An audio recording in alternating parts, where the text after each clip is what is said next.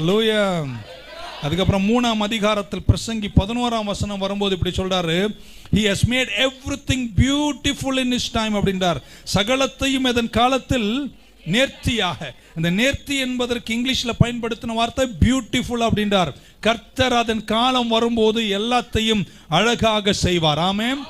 Tamil Bible எப்படி இருக்குன்னா, அவர் சகலத்தையும் அதன் காலத்தில் நேர்த்தியா செய்கிறார். அதன் காலம். இங்கிலீஷ் பைபிள்ல எப்படி இருக்குன்னா, he makes everything beautiful in his time அப்படின்றார். ஆமென். my timeன்னு சொல்லல, his time. ஆமென். அப்ப அவர் உங்களுக்கு ஒரு நேரத்தை வச்சிருக்கிறாரு. அவருடைய நேரம் உங்க வாழ்க்கையில வரும்போது எவ்வளவு அசிங்கமா இருந்தாலும் அதை கர்த்தர் அழகுபடுத்திடுவார். உங்க வெட்கத்திற்கு பதிலாக இரட்டத்தனையான பலனை தருவார். எங்க தலை குனிஞ்சீங்களோ அங்கே உங்க தலையை உயர்த்துவார். நீ வாழல்ல தலையா இருப்ப, கீழல்ல மேலா இருப்ப, உள்ள தள்ளில் அவர்களுக்கு முன்பாக கர்த்தர் உங்க தலையை உயர்த்துவார். ஆமென்.